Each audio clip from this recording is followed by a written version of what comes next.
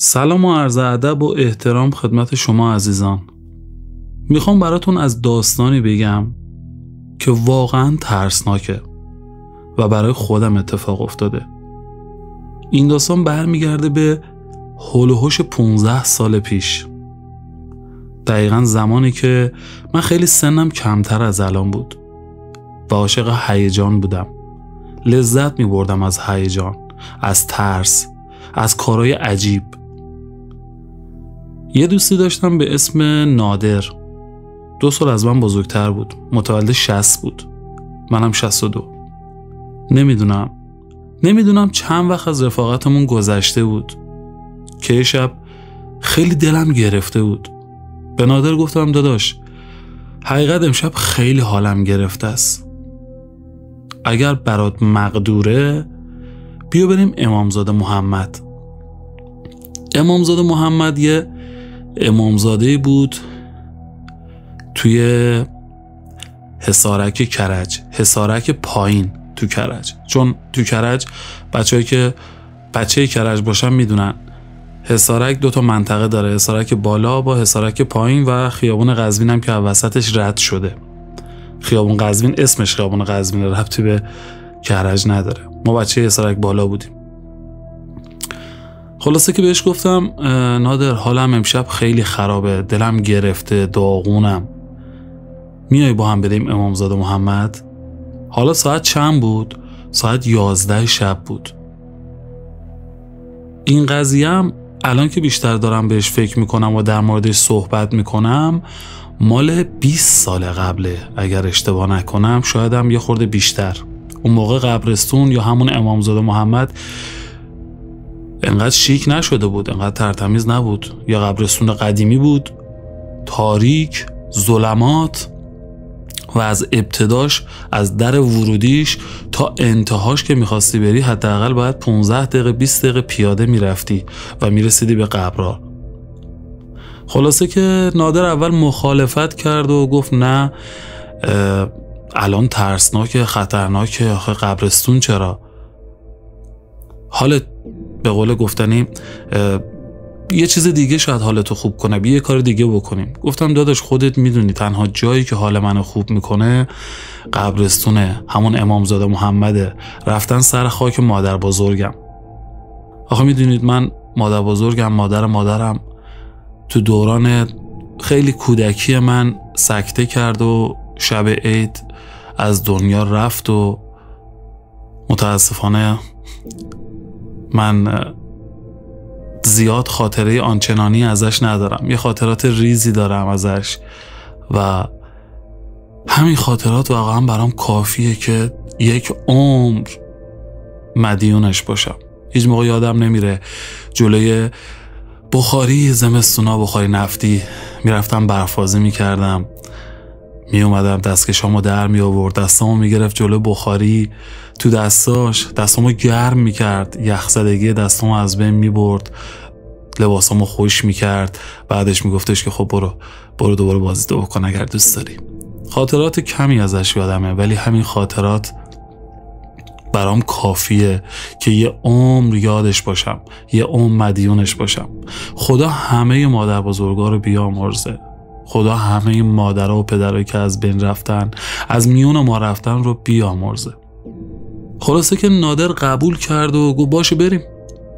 از خونه ما تا امامزاده محمد باید با ماشین میرفتی و هلوش 10 دقیقه با ماشین از سر خیابون ما تا سر خیابون امامزاده محمد فاصله بود و بعد از سر خیابون امامزاده محمد یا ماشین میگرفتی دوباره 4-5 دقیقه میرفتی تا میرسیدی امامزاده محمد، یا اینکه پیاده میرفتی.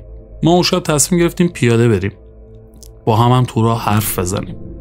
حقیقت قضیه اینه که من بابام خیلی عصبی بود، اعصاب نداشت، خیلی دعوا میکرد، اذیت میکرد، کتک میزد، خیلی منو میزد. هر کار کوچیکی که میکردم به جایی که راهنماییم بکنه، کمکم بکنه، دستمو بگیره، پشتم باشه، منو میزد، منو همش دعوا میکرد، تحقیر میکرد. همین چیزا باعث شد که اون شب واقعا دلم بگیره. چون قبل از اینکه دلم بگیره، یعنی همون روز بعد از ظهرش، خیلی با هم بد برخورد کرده بود.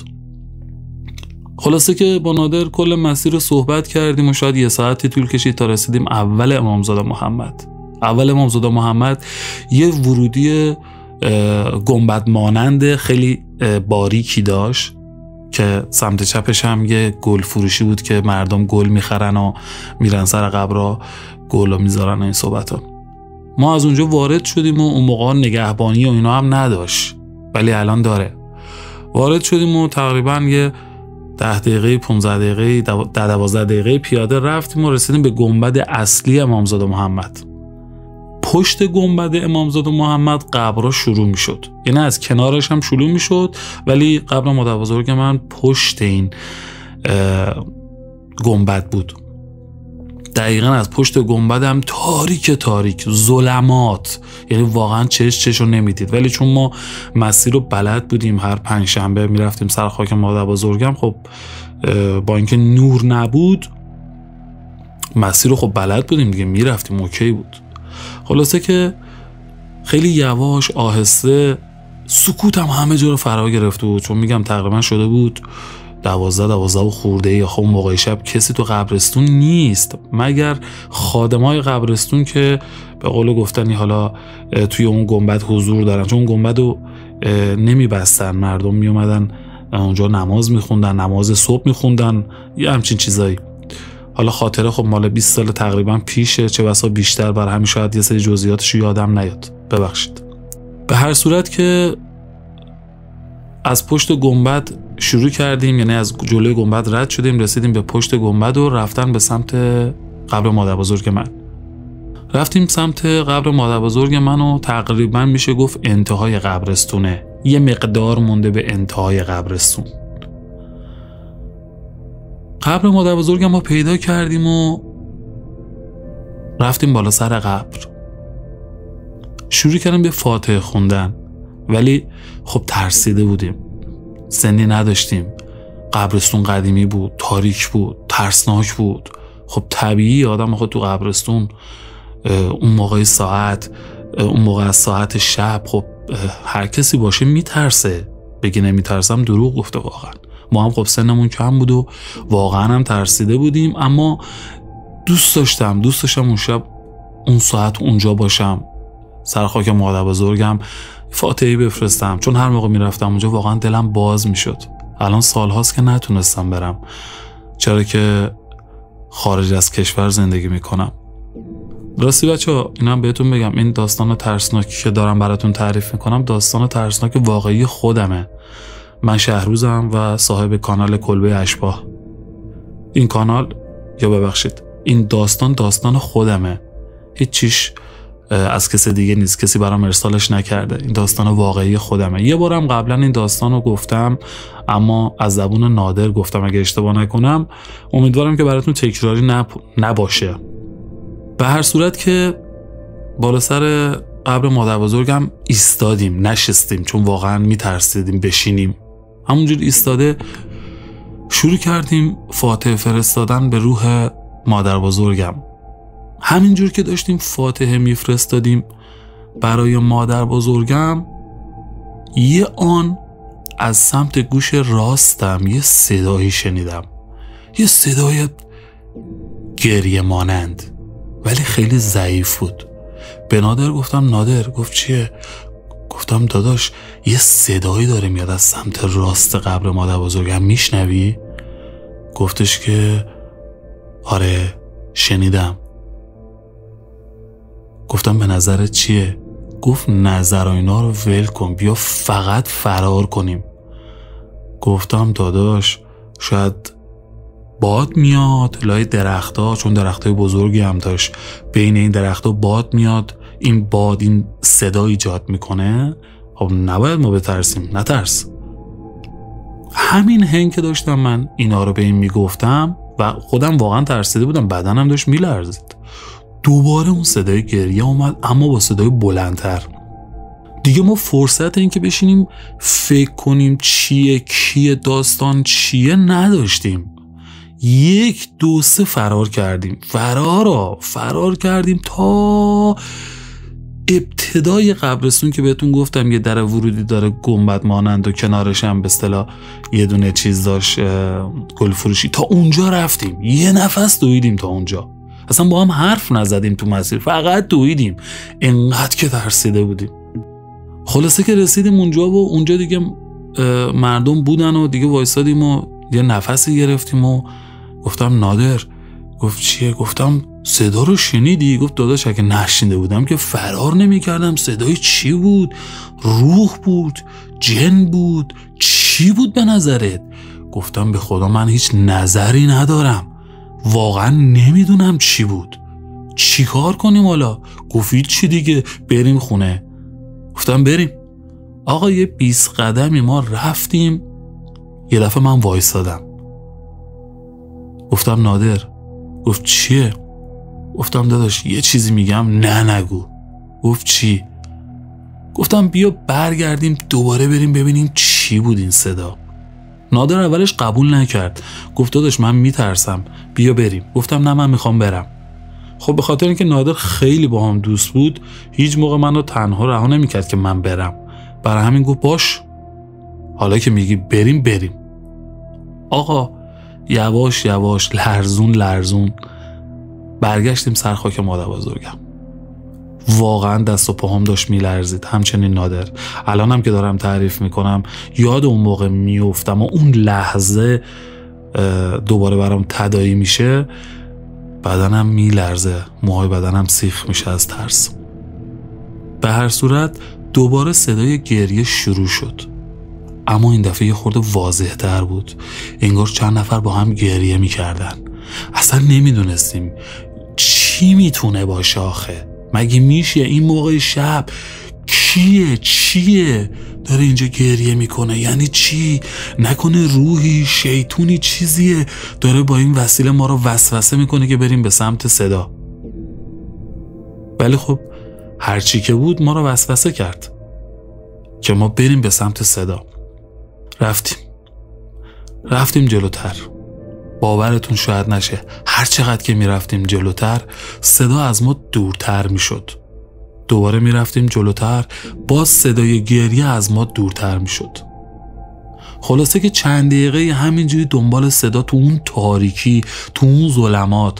اون موقع هم گوشی موشی نداشتیم که بخوایم نور بندازیم، هیچی نداشتیم. با نور مهتاب، یه نور خیلی ملایم کمی رو مهتاب به ما داده بود، با همون نور مهتاب میرفتیم جلو. و چون قبرها خب میدونید که از سنگ مرمر هستن، انعکاس نور دارن، یه مقدار نور رو بهت میدن، یه مقدار ضعیفی. به هر صورت که همین جوری رفتیم دنبال صدا و صدا از ما دور میشد تا اینکه رسیدیم به یه قبر. یه قبری که کنارش، کاملا کنار این قبر سوراخ بود، انگار که سوراخ کرده، یکی از اونجا اومده بیرون یا یکی سوراخ کرده رفته اون توی، همچون حالتی. انقدر هم سوراخ بزرگ بود که مثلا یک آدم تقریبا با یه اندام مردونه میتونست بره داخلش. ما اول فکر کردیم صدا از داخل این سوراخه میاد. انقدر ترسیده بودیم که واقعا وصفش واقعا برام غیر ممکنه. نمیتونم الان اون شرایط اون موقع رو بهتون القا بکنم تا شما هم بفهمید تو چه شرایطی بودیم. ما دست و پاهم خوش شده بود، نادرم همینطور، فقط داشتیم به اون سوراخه نگاه میکردیم و اون صدا یه جورایی از اونجا میومد. یعنی انگار که داشت از اونجا میومد، انگار که یه مرده‌ای داخل قبر داره گریه میکنه. البته صدای گریه یکی نبود، تقریبا 2 الی 3 تا صدای گریه می اومد که با هم همزمان که میشد قشنگ مشخص بود که این یه صدا نیست، 2 تا 3 تا صداست که داره گریه میکنه. واقعا ترسیده بودیم، نه راه پس داشتیم نه راه پیش، به خاطر اینکه رفته بودیم ته قبرستون دنبال صدا، مسیر رو گم کرده بودیم. باورتون نمیشه، من اینو میدونم، ولی دست همدیگه رو گرفتیم با یه حالت لمس مانند که آدم مثلا دست و پاهات سر میشه نمیتونی بری، تو یه همچین وضعیتی میخواستیم از اون قبر سوراخدار رد بشیم، بریم برگردیم. ولی هر چقدر که میرفتیم انگار که نمیرفتیم. برمیگشتیم باز دوباره کنار این قبر سوراخ بودیم. خدایا یعنی چی؟ به نادر نگاه میکردم، اون به من نگاه میکرد. اصلا عرق سرد رو پیشونی نادر گرفته بود. نادر یه مقدار توپل بود، همیشه عرق میکرد، ولی نه تو اون تایم، نه تو اون خنکی هوا عرق برای چی بکنه. این عرق سرد بود از ترس. بهش گفتم نادر، خیلی یواش گفت چیه؟ گفتم داداش ما هر چی داریم میریم بازم سر جای خودمونیم. یعنی چی؟ گفت ببین من نمیدونم، فقط تنها چیزی که میدونم اینه. گفتم چی؟ گفت روبروتو نگاه کن. روبرومو که نگاه کردم تو فاصله تقریبا 20 متری یا 40 متری ما یه حاله های سفید رنگی در حال تکون خوردن بود. همینجوری دقت کردم، نادرم دقت میکرد که ببینیم چیه. هر از گاهی هم انعکاس نور رو مثل چشمای گربه چجوری انعکاس نور داره، همون جوری یه انعکاس نوری از چشمهای اون چیزهایی که اونجا بودن به ما میخورد. یعنی در حد مرگ، یعنی تا سرحد مرگ ترسیده بودیم. بهش گفتم نادر، گفت چیه داداش؟ البته به همین راحتی نگفت چیه داداش، با استرس چیه؟ گفتم ببین امشب اومدیم اینجا، اومدیم که حال احوال من خوب بشه. حالا دوچار یه داستانی شدیم که اصلا من نمیدونم چیه. حالا که تا اینجا اومدیم بیا بریم سمت اون چیز ببینیم چیه. بچه ها من واقعا ترسیده بودم اما ناخودآگاه، تو ضمیر ناخودآگاه هم انگار که یک نفر این جملات رو مینداخت تو ذهن من که آقا این کارو بکن، برو به سمت اینا ببین چیه. دست خودم نبود و مطمئنا نادرم همچین شرایطی مثل منو داشت، چون نه نمیگفت، هرچی من میگفتم میگفت باش. شروع کردیم کم کم قدم زدن، یواش یواش یواش رفتن به سمت اون حاله هایی که تو فاصله 30-40 متریمون بود. رفتیم رسیدیم بالا سر یه قبر، یه قبری که سنگ نداشت، خاک بود. آره یه قبری بود که معلوم بود همون روز اونجا دفنش کردن اون مرده رو، که حالا هر کی بود. سرمونو که بلند کردیم دیدیم اون 3 حاله نیست، 3 تا پسرن، 3 تا پسر همسن و سال خودمون. ولی واقعا نمیدونستیم اینا حقیقی هن یا ما داریم اینجوری میبینیمشون، چون واقعا ترس چش و گوش آدم رو میبنده، ذهنتو کند میکنه، نمیدونه اون لحظه چی کار کنی، چی درسته چی غلطه، اونی که میبینی واقعی یا غیر واقعیه. با همون حالت ترس که ما به اونا نگاه میکردیم اونا هم داشتن به ما نگاه میکردن. اصلا من گردی چشاشون، تعجب و تو صورتشون رو چشاشون میدیدم. خب اونا هم حتما همینا رو تو صورت ما میدیدن. اولین نفر من شروع کردم، گفتم شما کی هستین؟ این موقع شب سر این قبر چی میخواین؟ این 3 تا به هم یه نگاهی کردن، صورتاشون هم خیس بود، خیس اشک بود. 3 تاشون به هم دیگه نگاه کردن و یکیشون که ظاهرا از بقیه بزرگتر بود گفت اینجا قبر مادرمونه امروز اینجا دفن کردن، موندیم سر قبر مادرمون که شب اول قبر کنارش باشیم. خدای من واقعا چی میشنیدم؟ یه مادر فوت کرده بود و این 3 تا پسر بچه های اون مادر بودن که مونده بودن اون شب تا صبح کنار مادرشون که شب اول قبر مادرشون تنها نباشه. خیلی قشنگ بود. با اینکه ترسیده بودیم، با اینکه اصلا حال احوال مناسبی نداشتیم. وقتی این چیزها رو از این پسرها شنیدیم مثل آبی که رو آتیش بریزن، یک آن بدنم از انقباض کامل رسید به انبساط. یعنی بدنم خودش رو ول کرد. نشستیم کنار این دوتا پسر ساعتها، تقریبا شاید حدود 2 ساعت. اون موقع ساعت هم نداشتیم. حدود 2 ساعت کنار اینا نشستیم، پا به پاشون گریه کردیم، پا به پاشون ناراحت بودیم، پا به پاشون دلداریشون دادیم. ولی خب چاره‌ای نبود، باید برمیگشتیم خونه. من اون شب خونه پدر بزرگم بودم، خونه خودمون نبودم، برای همین تونستم تا اون موقع شب بیرون باشم. وگرنه خونه خودمون بودم مثلا امکان نداشت بتونم انقدر بیرون باشم. خلاصه که از اون جوونا خداحافظی کردیم و فاتحه فرستادیم و یواش یواش یواش مسیر رو پیدا کردیم و از قبرستون اومدیم بیرون و رسیدیم به اون گنبد. اینجاش خیلی جالبه بدونید. اگر دیده باشید که مطمئنم دیدید، کنار گنبدها یه قسمت‌هایی رو درست میکنن که مردم نذر میکنن، شمع روشن میکنن و میذارن توی اونجاها. به نادر گفتم نادر داداش تا این موقع شب که ما بیرونیم بیا دعا کنیم، بیا نذر کنیم، اون چیزی که دلمون میخواد، شمع روشن کنیم و بذاریم داخل اینجا. نادر دعا کرد و نذر کرد و یه شمع روشن کرد و گذاشت داخل اونجا که اسمش الان حضور ذهن ندارم، چی به اونجا میگن یادم رفته. منم دعا کردم، نذر کردم، از خدا خواستم یه سری چیزا رو، شمع روشن کردم و گذاشتم داخل اونجا. رفتیم بیرون قبرستون و به سمت خیابون اصلی که دوباره یه ماشین پیدا کنیم سوار شیم و برگردیم سمت خیابون خودمون رو پیاده شیم و بریم سمت خونه هامون. وسطای راه نادر به من نگاه کرد و گفت داداش. گفتم چیه؟ گفت پایه‌ای برگردیم ببینیم شمعامون روشنن یا نه. منم که اون شب داغون بودم، از هر حیث داغون بودم.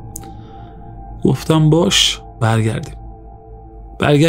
برگشتیم و دوباره رسیدیم ورودی قبرستون و دوباره ورود قبرستون رو داخل شدیم و اون مسیری که حالت بلوار مانند بود و که اون موقع خب خیلی قدیمی تر بود تا الان خیلی درستش کردن و طی کردیم و رسیدیم به اون مرقد و بعد هم کنارش اون قسمتی که شمعا رو میذارن.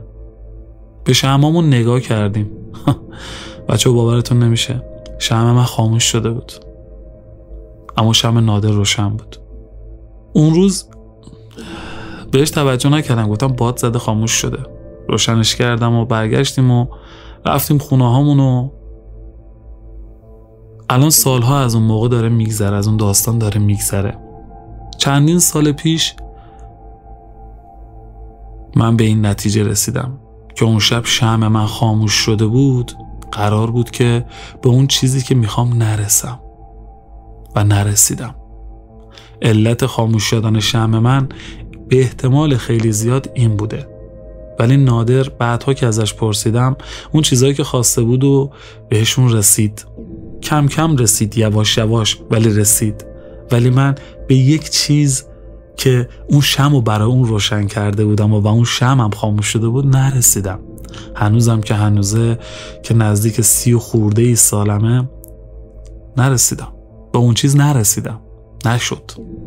بچه‌ها امیدوارم از شنیدن این داستان لذت برده باشید. این داستان واقعی من بود، توش چیزی اضافه نشده بود، دروغ قاطیش نبود، یه داستان واقعی بود که واقعا برای خودم بود.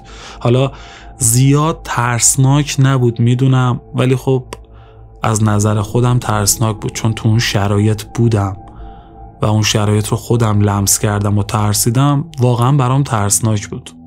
الان مدت هاست که توی کانال کلبه اشباح من داستانی رو روایت نمی کنم، به خاطر اینکه یه مقدار سرم شلوغه و درس میخونم و کار میکنم و اینا نمیرسم. برای همین از آیده خانم کمک میگیرم و این بنده خدا هم با اون اینترنت ضعیف ایران داستان میگه و داستانای ارسالی و من براش میفرستم و اونم داستانا رو روایت میکنه و برای من میفرسته و منم یه ادیت ریزی روش میزنم و با شما به اشتراک میذارم. یه سری داستانم که از زبون خود افرادی که براشون اتفاق افتاده برای من میفرستن و باز من ادیت میکنم و توی کانال کلبه اشباح قرار میدم تا شما دوستان بشنوید.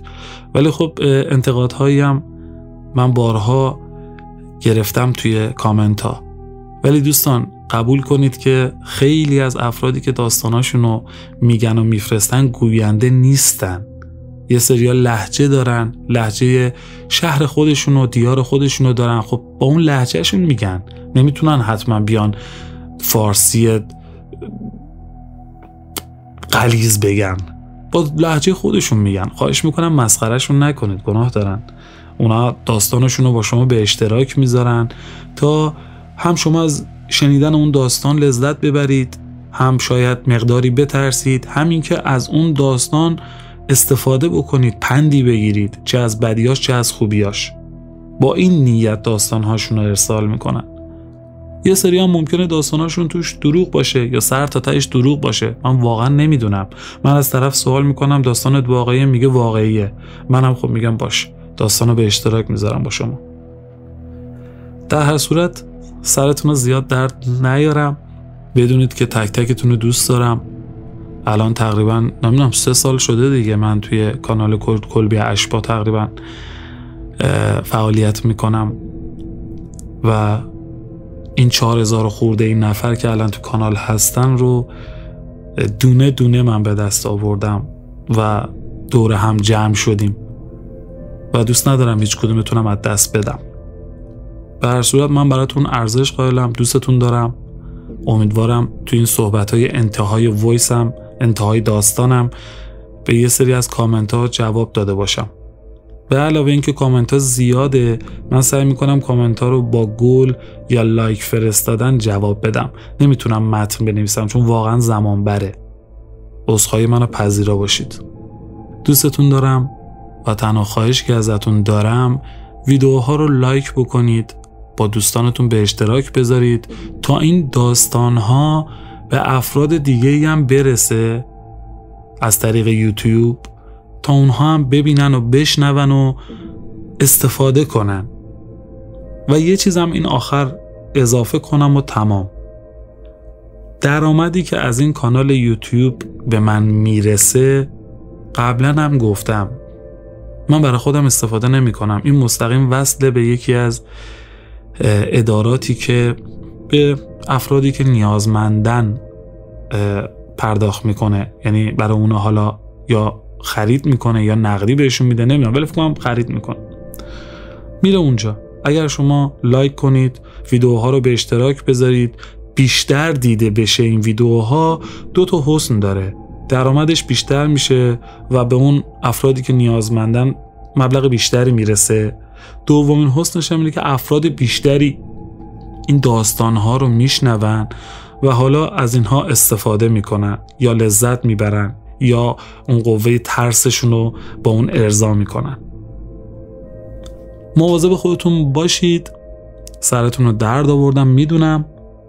فعلا خدا نگهدار.